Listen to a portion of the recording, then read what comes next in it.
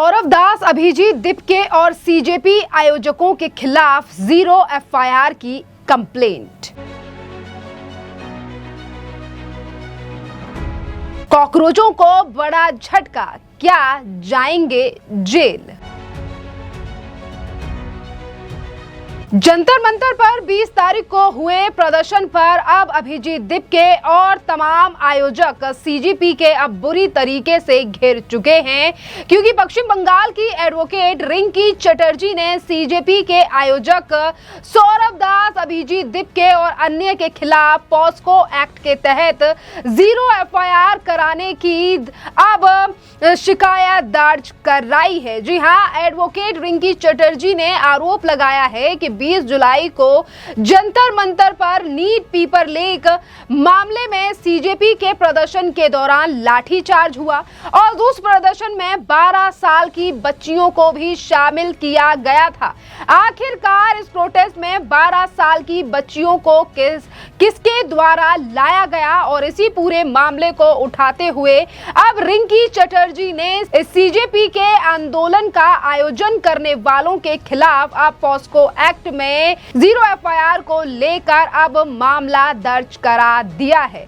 देखिए, आपके लिए बता दें कि अब सीजेपी के जो तमाम नेतागण हैं, अगर हम बात करें स्पोक्स पर्सन सौरभ दास, अभिजीत दिपके जो संस्थापक हैं इस पेज के और इस पार्टी के, अब इनके खिलाफ लगातार मुश्किलें खड़ी हो रही हैं, क्योंकि एक तरफ ऑर्गेनाइज तो किया गया इस प्रोटेस्ट को, अभिजीत दिपके ने सोशल मीडिया के माध्यम से, अपने पेज के माध्यम से ये कहा कि ज्यादा से ज्यादा लोग जुड़े, पर उनकी व्यवस्था और उनकी सुरक्षा के ऊपर कोई भी ध्यान नहीं दिया गया और ना ही तो ये देखा गया कि आखिरकार कौन कितनी एज का है और कौन किस तरीके से इन हालातों में रह सकता है। और इन्हीं तमाम चीजों को लेकर अब सीजेपी के इन तमाम लोगों की मुश्किलें खड़ी हो रही हैं। और आपके लिए बता दें कि ये कोई पहला मामला नहीं है जब सीजेपी के इन आयोजकों के खिलाफ मामला दर्ज कराया गया हो। इससे पहले भी कई और चीजों को लेकर अभिजीत दिपके, सौरभ दास के खिलाफ मामला सुप्रीम कोर्ट तक पहुंच गया है। इसी के साथ साथ आपके लिए बता दें कि ये जो एडवोकेट हैं रिंकी चटर्जी, इन्होंने अपनी पूरी बात बताई है मीडिया से बात करते हुए कि क्या कुछ आरोप है और क्यों इन्होंने ये कंप्लेन दर्ज कराई है। जरा सुनिए रिंकी चटर्जी का बयान। एक्चुअली 20 जुलाई को एक जंतर मंतर में एक घटना घटता है, मतलब जो नीट का पेपर लीक के चलते जो आंदोलन कर रहा है कॉकरोच जनता पार्टी सीजेपी, उन लोगों के जो एक अनशन आंदोलन हुआ था उसमें लाठीचार्ज हुआ है और भद्दा गाली गलौज किया यंग जनरेशन जो लड़का लड़की है, मोदी जी को, देश को, जो हम मुंह से भी नहीं निकाल सकते हैं। तो झट से प्रधानमंत्री यशस्वी नरेंद्र मोदी जी इंस्टाग्राम में एक वीडियो अपलोड करता है, फेस वीडियो मतलब लाइव वीडियो। उसमें वो बोलते हैं कि जो यंग जनरेशन जो मुझे बद्दा गाली दिया देश के लिए और सबके लिए, जो गलत शब्द इस्तेमाल किया है, मैं आप लोगों को माफ़ करता हूँ। कोई लीगल एक्शन नहीं लिया जाएगा क्योंकि आप लोगों का भावना का कदर करते हुए, यंग जनरेशन है, बहुत बड़ा लाइफ पड़ा हुआ है, केस कचहरी में जाएगा तो उनका लाइफ एपोजिट होगा, तो मैं आपको माफ़ करता हूँ। ये बोलने के साथ साथ सीजेपी का जो मेन आयोजक है, मतलब कॉकरोच जनता पार्टी का अभिजीत दिपके एंड सौरभ दास, ये दोनों का ये चीज़ अच्छा नहीं लगा कि इतना जल्दी सब कुछ कैसे मान लिया। पहले शिक्षा मंत्री रेजिग्नेशन दे दिया, हमारा आंदोलन का मेन एजेंडा वही था। आप प्रधानमंत्री मोदी जी भी बोल रहा है कि तुम्हारे ऊपर कोई एक्शन नहीं लिया जाएगा, माफ़ करते हैं। ये एक वीडियो पोस्ट करता है कि मोदी जी, आप, मुझे उम्मीद है आप फेसबुक लाइव में और या इंस्टाग्राम में, आप इंस्टाग्राम में और एक लाइव वीडियो पोस्ट करेंगे, उसमें आप प्रकाश शो मतलब दुनिया के सामने माफ़ी मांगेंगे। क्यों माफ़ी मांगेंगे? क्योंकि 12 साल का बच्ची लड़की लोगों का प्राइवेट पार्ट में पुलिस लाठीचार्ज किया है, उनका कपड़ा फाड़ा गया है, उनके साथ अभद्र आचरण किया गया है, उनका ऊपर डंडा से मारा गया है। मेरा क्वेश्चन है, 12 साल का बच्ची को क्या बोला जाता है? जुवेनाइल चाइल्ड से भी कम है, उनको बोला जाता है लीगल लैंग्वेज में डॉलिन का पास। 12 साल का लड़की जंतर मंतर में रात 12 बजे क्या करने जाएगा या दिन में क्या करने जाएगा? 12 साल का बच्ची तो परिवार को छोड़ के चल ही नहीं पाएगा। उनका उस आंदोलन से क्या मतलब है? जहाँ गंदगी चला, जहाँ पर अश्राव्य अभद्र भाषा का इस्तेमाल हुआ, जहाँ पार्लियामेंट हाउस के अंदर घुसने का प्रयास किया गया, वो 12 साल का बच्ची को आप घुसने क्यों दिए? आप आयोजक हो, कोई अनशन आंदोलन हो या कोई जो भी आंदोलन हो, वह बच्ची को कौन लोग लेके आया था? आप उसको घुसने कैसे दे दिए? तो आपके ऊपर पॉक्सो एक्ट का 13, 14, 15 और 153 BNS भारतीय न्याय संहिता के आधार में आपके ऊपर केस करना चाहिए, क्योंकि आप अपना पर्सनल एजेंडा के लिए आप बच्ची लोगों को इस्तेमाल कर रहे हो, उनको व्यवहार कर रहे हो। कभी 12-13, मेरा भी बेटा 12 साल का है, 13 साल का 12 साल का बच्ची कभी जाएगा रात 12 बजे वो आंदोलन करने? ऐसा कोई वीडियो भी नहीं आया जहाँ पुलिस बच्ची लोगों को मारा है, कोई बच्ची है। अगर अभिजीत दीप के ये बात बोला है तो उनको प्रमाण करना पड़ेगा कि 12 साल का बच्ची, एक लड़की बच्ची हुआ गया क्यों, कौन उनको अलाउ किया अंदर? इसका जिम्मेदारी लेते हुए वो जब वीडियो पोस्ट किया है तो उनके ऊपर भारतीय जो पॉक्सो एक्ट है उनका 13, 14, 15 के आधार पे और 153 BNS के आधार पे उनके ऊपर कार्रवाई होना चाहिए। मैम, ये इंटेंशन क्या था इन लोगों का, क्या लगता है? हम आपको बोलेंगे इसके पीछे बहुत बड़ा शायद बहिरागत शक्ति, जो हमारा तो बहुत सारा देश हमारा उन्नति को नहीं देख पा रहा है, बहिरागत शक्ति है। क्योंकि ये जो अभिजीत दीपके है, ये एकदम लोअर मिडिल क्लास फैमिली से बिलोंग करता है, अमेरिका में पढ़ने जाता है। और जो सौरभ दास है, इसका एक फ्लैट है 11,000 स्क्वायर फीट का, जिसका भाड़ा है 10 लाख। कैसे आता है ये फंडिंग? कौन फंडिंग कर रहा है? आप देखे हो वह पिज़्ज़ा जो खाना जो सप्लाई कर रहा था, उसको पेमेंट कोई और जगह से आ रहा था, है कि नहीं? कौन दे रहा है? कहाँ से आ रहा है ये सब पैसा? डीप स्टेट का कार्रवाई है क्या? जैसे नेपाल में हुआ, जैसे बांग्लादेश में हुआ, वही चल रहा है क्या? क्योंकि आंदोलन का मेन एजेंडा था शुरुआत में कि शिक्षा मंत्री धर्मेंद्र जी को पदत्याग करना। हो गया। जब मोदी जी बोला, फिर ये लोग इतना जो गंदगी किया हुआ, उसके बाद अभिजीत दीप के पहले बोलता है कि जो भी हुआ, गंदगी हुआ, जो भी तोड़ फोड़ हुआ, पब्लिक का संपत्ति और सरकारी संपत्ति जो भी तोड़ा फोड़ा गया आंदोलन के नाम से, वो हम जिम्मेदारी नहीं लेंगे। क्यों? क्योंकि हमारा जो आंदोलन था वो अहिंसक नहीं था, वो अहिंसक था, वो सहिंसक नहीं था। हम लोग नहीं किए, जो किया बहिरागत शक्ति है। दूसरे दिन ही फिर एक कॉन्ट्रडिक्टरी मैटर में बोल जाता है कि यह हम आंदोलन कर रहे हैं, जो आना है आओ।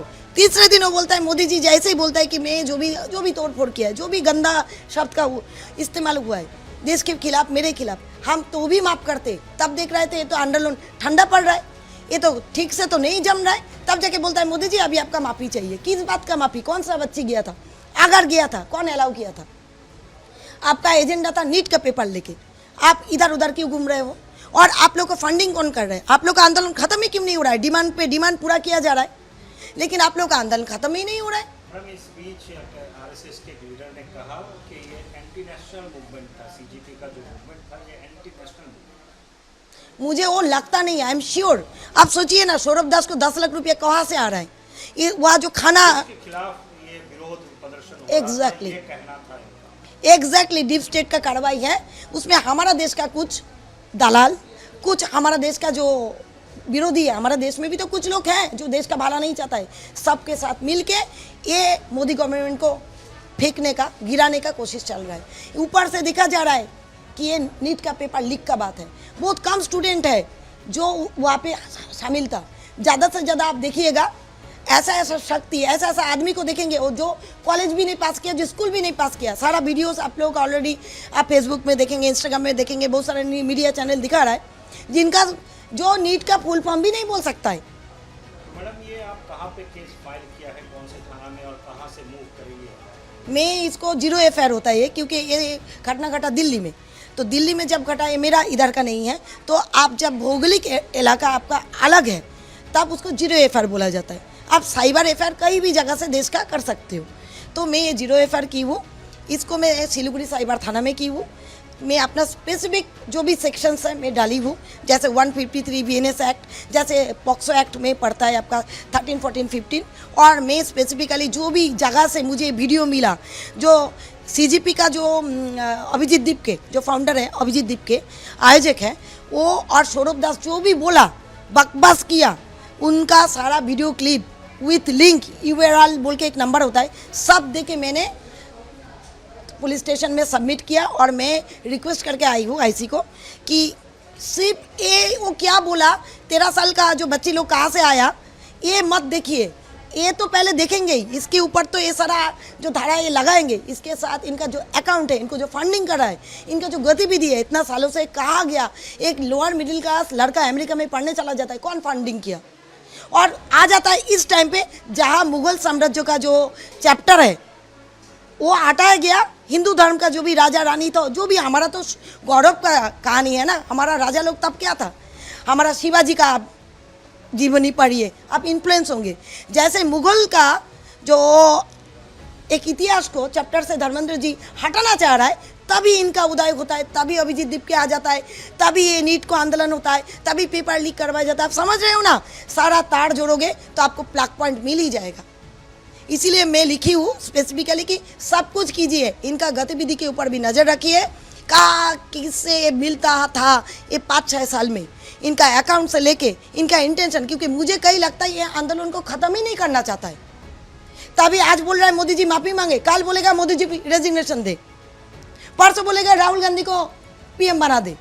इनका डिमांड अनवांटेड है, लोग नहीं चाहता इनका डिमांड पूरा हो, क्योंकि मैं भी लोगों में पढ़ती हूँ, लेकिन ये लोग जो चाह रहा है कुछ ऐसा, देश के अंदर में ऐसा अशुभ शक्ति है और बाहर तो डीप स्टेट है ही, नेपाल जैसा बनाने का कोशिश चल रहा है। अभी अगर इसको नहीं रोकेंगे ना तो बहुत बड़ा झमेला हमारा देश में भी होगा, क्योंकि जेएनजी लोगों को बहुत भड़काया जा रहा है। मेरा रिक्वेस्ट है, सब इन लोगों का जो भी कमेंट्स होता है, वीडियो ये लोग पोस्ट करता है, उनमें थोड़ा ध्यान दीजिए, जहाँ भी लगेगा कि गलत बात लिखा गया है उसके ऊपर लीगल स्टेप लीजिए। तो देखिए, एडवोकेट का आपने पूरा बयान सुना और रिंकी चटर्जी ने सीधे तौर पर अब इन आयोजकों से सवाल किया है कि 12 साल की बच्ची को आखिरकार प्रदर्शन में कौन लेकर आया, जिसके ऊपर 20 तारीख को लाठीचार्ज हुआ और इन बच्चियों की हालत काफी ज्यादा खराब हो गई। इतनी उम्र की बच्चियां child in of care and protection मानी जाती है। आयोजकों के खिलाफ पॉस्को एक्ट की धारा 13, 14, 15 और बीएनएस की धारा 153 के तहत केस दर्ज होना चाहिए। ये मांग एडवोकेट रिंकी चटर्जी के द्वारा की गई है और उन्होंने ये भी कहा है कि जिस तरीके से इन 12-12 साल की बच्चियों को प्रोटेस्ट में शामिल किया गया, ये एक बहुत बड़ा अपराध है। और इसी के साथ साथ आपने सुना कि किस तरीके से सवाल उठाया गया है कि आखिरकार कौन इस प्रदर्शन को फंडिंग कर रहा है, पैसा कहां से आया था।